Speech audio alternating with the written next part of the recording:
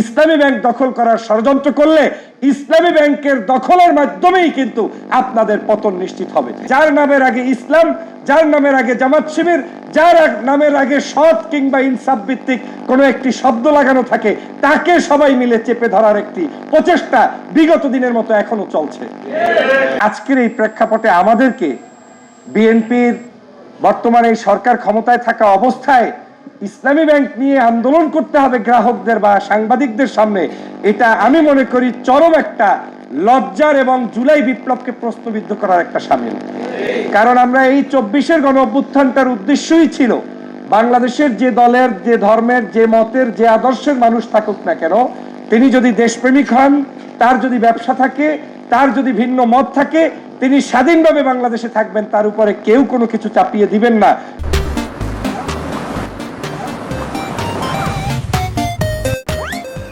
কিন্তু আজকের এই দিনে এসে আমাদেরকে দেখতে হচ্ছে ওই আওয়ামী লীগের মতো করেই আবার সবকিছুতে যার নামের আগে ইসলাম, যার নামের আগে জামাত শিবির, যার নামের আগে সৎ কিংবা ইনসাফ ভিত্তিক কোনো একটি শব্দ লাগানো থাকে, তাকে সবাই মিলে চেপে ধরার একটি প্রচেষ্টা বিগত দিনের মতো এখনো চলছে। আর এই কারণেই আমি অনেক আগে অনুভব করতে পেরেছিলাম। অনেকে বলে যে বিএনপির নমিনেশন না পাওয়ার কারণে মনে হয় জামাত ইসলামে আসছে। বিএনপি নমিনেশন দিয়েছে 1 মাস 1.5 মাস আগে।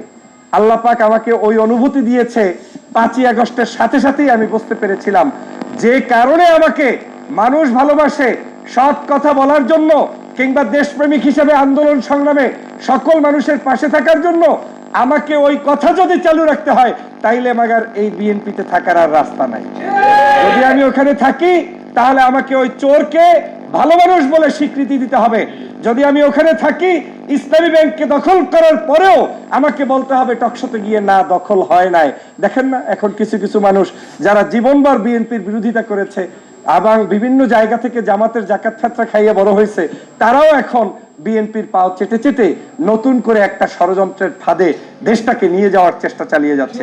প্রিয় ভাইরা, যাই হোক, আপনারা আসুন।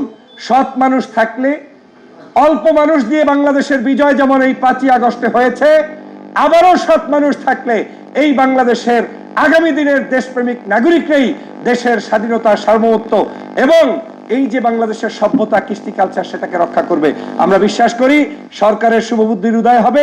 যদি সেটা উদয় না হয়, তাহলে শেখ হাসিনা মাত্র বিদায় নেওয়ার 4 দিন আগে জামাত শিবির নিষিদ্ধ করার কারণে যেভাবে 5 দিনের মাথায় দেশ থেকে পালাতে হয়েছে, ইসলামী ব্যাংক দখল করার ষড়যন্ত্র করলে ইসলামী ব্যাংকের দখলের মাধ্যমেই কিন্তু আপনাদের পতন নিশ্চিত হবে।